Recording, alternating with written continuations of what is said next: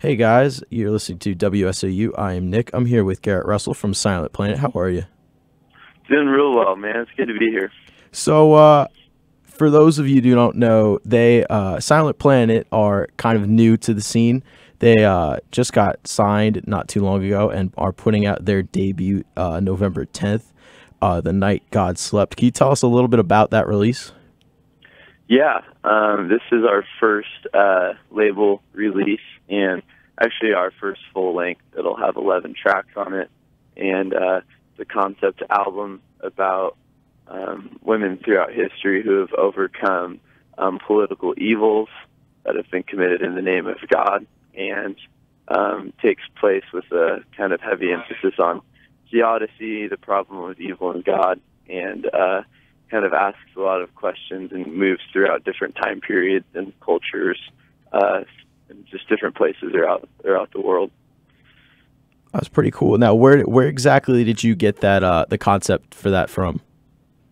The idea of the night God slept is kind of a age-old theodicy question of, or almost kind of an idea that possibly God's asleep and doesn't see what's going on that's evil in this world. So we wrote an album that's almost kind of like a dream. If God was supposedly asleep, sort of the dreams that God would dream, and it moves like a succession of dreams throughout different stories, and kind of has interconnected, just different themes and motifs that kind of continue to come out throughout the album.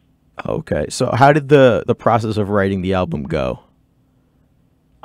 It went probably over the course of a year, actually. Okay. The writing process and recording process.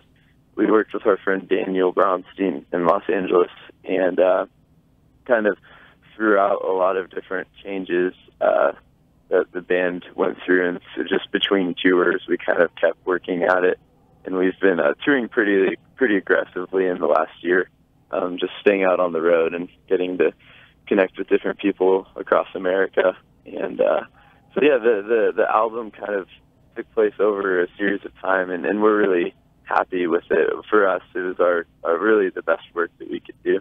Yeah, I actually listened to it because Jerry sent me a link to it, and Cool. I'm really stoked. I can't wait for it to come out and everyone else to get to hear it.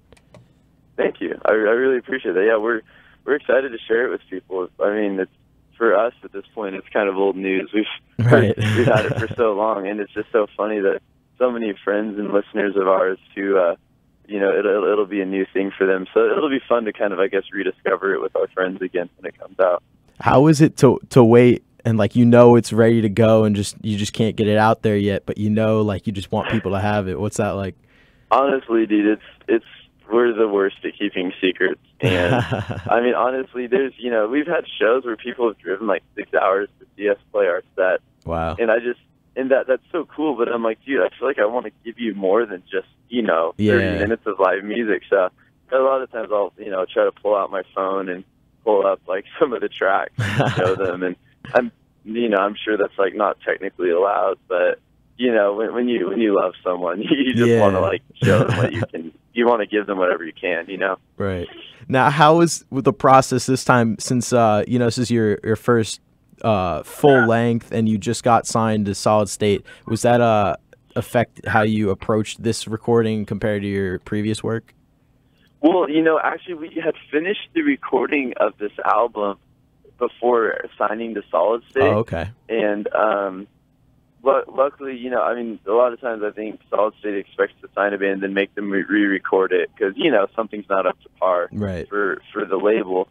But, we had planned to really just self-release this because, I feel like in life, when you have a passion for something, you can't wait for someone else to be like, okay, you're allowed to pursue your dreams. I mean, you have to just go do it. Yeah, right. So for us, we just went out and did it. And I mean, for all we knew, dude, it's like we kind of have a pretty negative view of, I guess, the record industry, and it just seems like the status quo so often is what's signed, and we don't plan to abide by the status quo. So we sort of expected the repercussions of our philosophy of writing music.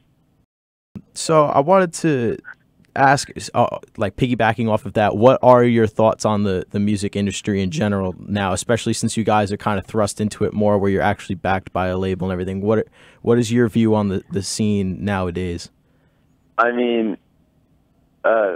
think our honest view of the music scene of kind of metalcore and metal and hardcore is that there's not a lot of originality, and it feels like a lot of the way that the system is working for a lot of various probably multifaceted complex issues leads to sort of a lack of originality, and labels kind of signing something that seems like safe and could work on Warped Tour or something like that. Right.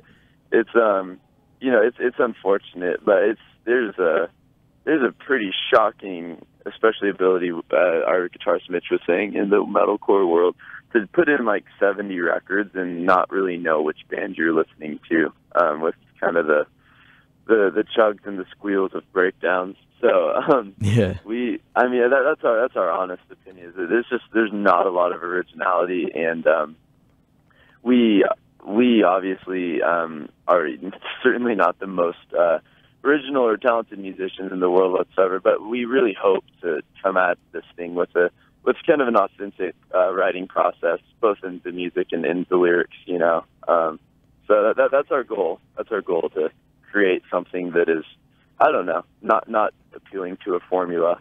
Right. So now, what's your view on like the whole Christian music scene at the moment? The Christian music scene. We do have views on that. Frankly, it's a pretty strange thing to see Christian, the name Christian, to be over an industry, because originally a Christian means to be like Jesus, and it's weird that that's like a style of music now, and typically that's like, change the lyrics and to be palatable to a Christian audience, take out the cuss words, and every time you say she, and insert that with Jesus or something, and write love songs to Jesus, and they're corny and cheesy, and then you give it to people, and churches buy it. Right. Because churches are told like that, this is what's going to make you like a good Christian. And the whole thing is, and I feel like with Christian music, it's like a lot of times bad art. It's like, but just get to the gospel message, and right. That's really unfortunate, because I feel like if Christianity really is the story of being able to know God and being able to transcend the evil in our hearts and in this world, you would think that some pretty incredible art would come out of that. If you're actually experiencing something divine and eternal, you would think that there would be something pretty amazing about Christian music. And unfortunately, that's not usually the case.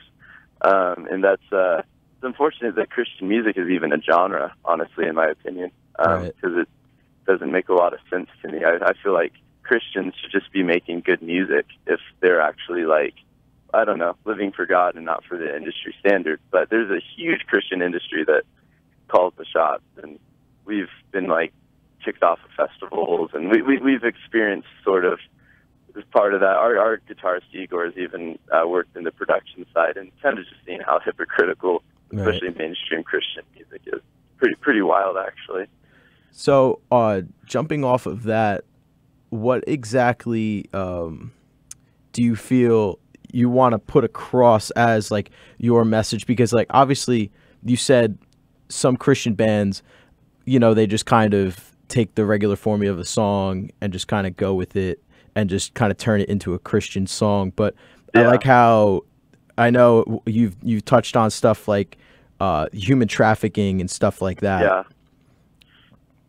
Yeah, I think that Christian music should be Christ-like, which means that if you're a Christian making music, Christians should be advocating for people who don't have voices. And unfortunately, it's often been Christians who are marginalizing people that don't have voices and abusing, LGBT people. And so do you think maybe it's almost more you should be taking like the negative aspect and making that more public than maybe trying to bring across the positive light of things instead of hiding? I think that Christians don't necessarily need to just be deconstructionists, you know, be like, look at all the things that are wrong in this world. But I think Christians can also talk about these issues, you know, in a constructive way. Like, Right. this is what's going on in the world, but we can change that. But yeah, I mean, I think at first, sometimes people need to be made aware first, and that needs to be brought into the public consciousness before, you know, sometimes real change can happen. But yeah, I mean, I think the tendency of saying like, well, you know, like as long as, you know, at least there will be a life in heaven, so, you know, whatever happens on earth, who cares, kind of thinking is definitely very harmful. But yeah, I don't think the message needs to be negative as much as I think that it should speak for people who can't speak for themselves, you know? Yeah. So you actually hold a master's degree in clinical psychology. Yes, I do. So where does that tie in to what you do? Yeah, that's a great question. I worked at a counseling center last year at a university, and a Christian university, and I definitely was forever changed as being a therapist, even for a little bit of time, because you kind of it's easy to get caught up in your own life, you know, and sort of I don't know, see people as you know, characters in your overall story. I think that everyone builds a narrative of reality, and you know, you have your villains in a narrative, and your friends, and you know, the people that you want to save, and you know, we all kind of have a story, you know, in a way that we see our life. We see everything kind of connected back to ourselves, and to sort of just immerse yourself in someone else's story, you know, and kind of for a moment forget about yourself, because that's kind of the point in therapy, is to really be there for someone else, and to kind of let go of your needs and just be their person, you know. And when people are like, well, how's your day? I'll be like, well, that's not really that important right now. You know what I mean? This is about you. Right. And this is about getting into the nitty-gritty of your life. And so I think that that kind of approach comes into the songwriting of hopefully of telling stories of women that I've never met. Most of them are deceased, you know. Yeah. But just really losing myself into their story, because I can't fully speak for those people, but I don't know when women will have their stories told, you know, in this genre. So I tried to just kind of engross myself culturally and literarily and all that stuff as much as I could in this album. I think that's really cool how you connected that and really brought that forward in the music. Thank you, man. I'm excited to see where it comes from, and I think for me, being able to do the incredible musicians in my band justice lyrically is probably my biggest drive, frankly, because they work so hard. And every song they send me, every pre-production track is so different from the last one, you know, that like it almost calls for a different story in a different context, you know? Right. Now, I wanted to also touch on when you guys put out your Last Sleep EP, from what I read, you just kind of threw it together just to have something to sell on tour to give out.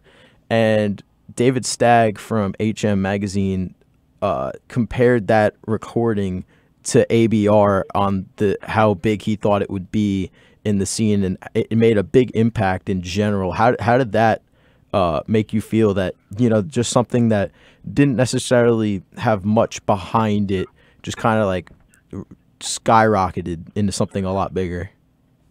It was it meant a lot for David to say that, and I mean, influenced by some of August Burns Red's work, so that comparison meant the world to us. And we actually, once again, thank you to David Stagg, played several festivals with August Burns Red this summer, and connected with them, and they seemed to enjoy the music, and that was you know, that was a very huge humbling thing for us, you know, because they have been pioneers of this genre for so long, you know.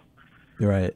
And I also wanted to touch on too that I went on a Facebook page the other day just to check it out and see what's going on. But I also saw that under your information for the genre, you guys don't have one. It just says sound. Sound, yeah. Do you want to explain that? Yeah, it's like, I mean, as you probably know, in this genre, it's kind of a joke of like, what genre is a band? And people are like, they're technical, post-death, hardcore, melodically infused, you know, like these crazy things. And we really don't wish to like kind of, we never want to write the same album, and we don't even want to write the same song twice, you know. And so to do that, you know, if you're just like strictly we're a metalcore band, people expect kind of the same general structure of song, you know, and we don't want to promise that because that's not something we plan to deliver on. So I think that, I don't know, a couple of years ago I was just kind of fed up with genre, so I just wrote sound, you know, and hopefully I've been told it kind of fits, I guess, because our music might go from a lot to just kind of a soundscape for a few minutes kind of thing, you know. So yeah. Hopefully sound is, maybe that's the most accurate. At least you can't go wrong. Sound. So the other day, you guys just released a new video with Revolver. Actually, was the one that put it out. Yeah, Native Blood. Yeah. How was that? It was really cool. We're really stoked that Revolver wanted to partner with us, and obviously they're one of the, if not the kind of like foremost media publication in like the world of metal and hardcore and stuff. So that was really cool for us to be able to do that, and yeah, that was awesome. I guess we're having fun looking at people's response to it. One young man wrote a YouTube comment that was about 5 pages long, all about our guitarist's mustache. It's a real must read. I've never seen anything like that. I'll have to read that. Yeah, it's pretty funny. It's I don't know. You have to like expand it like 3 times to read it all. But he wrote like this whole backstory on his mustache coming from another planet and stuff. So, anyways, that's always fun, and hopefully we'll get more like negative feedback. We've always wanted people to be like, yeah, we love the ones that are like, I hate this band, like kind of the Lamb Goat thing, you know, right? Like I hate this band. I hope that they all die tomorrow, kind of stuff. You know, I feel like you've really made it as a band once you have people that just like wish you were dead or something. I don't really know where these people come from or where they live. Right. Maybe, you know, maybe they're Canadians. I'm just saying that because we have a Canadian in our band. But yeah, so it's been fun so far. It seems like the reception has been cool. So all right, I just want to ask a couple more like speed round kind of thing. Yeah. So cool. What are your tour essentials when you go out on tour? What do you have to have? Dude, tour essentials. I'm in the van with the guys, so I'm gonna ask the tour essentials. What are the tour essentials? Like stuff to bring: deodorant, phone chargers. Black ice car fresheners. We have like 10 hanging. We smell like an Abercrombie. What else do we smell like? Toothpaste. I haven't brushed my teeth in a week, dude. I actually haven't, to be honest. But yeah, okay, that stuff. Yeah, we'll go with that. So if you guys ever covered a song, what song would you cover? Dude, if we ever covered a song, I was talking about this with my friend, because you know how so many bands cover like Kesha or something like stupid? And it's just like, why don't you cover something cool, like a Nirvana jam or something, you know? Yeah.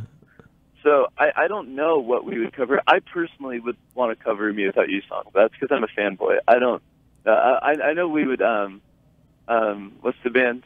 Deftones. Deftones. Ooh, that would be awesome. Cool. Okay. They're personally my favorite. Me Without You, and then obviously you know Deftones. Right. All right, last one. I came up with this one yesterday, and I actually asked it to one of the guys in Gideon, and they thought it was the most interesting question they've ever heard. So, no, wait, who did you talk to in Gideon? Dan McCartney. Dan. Yeah, Dan's awesome. Yeah, so I asked him this, and he was just blown away by the question. He couldn't really think of a good answer, so we'll see if you could give me a better one. Okay. So what is your preference for a band named after a geographical location? Which one's your favorite? because there's just so many. I was thinking about it the other day. You got like Europe, Boston, Kansas, Chicago. Bermuda, yeah. Yeah, there's all these bands are named after locations. Wait, so am I supposed to create my own band name based No, on like which geographical one? location? You're talking about ones that already exist. Yeah, like which one's like your favorite one that you could think of? Ooh, so I have like half of Solid State right here. I'm gonna just ask us all Solid State. This is a really good question. So he said, "What is the best band name based off of a geographical location I've ever heard of?" From Indian Lakes. Yes, from Indian Lakes. Oh, okay. Okay. And they're our favorite of the band. Sorry, Boston. Kansas. I didn't even think of that. That does, yeah, that's right. Yeah, from Indian Lakes. Gonna go with them for sure. Good job. Yeah. All right, Dude. Awesome. Well, yeah, thank you. Thank you so much for your time. No and, problem. Thank you for putting your up with time. my probably long-winded answers. Thank you very much.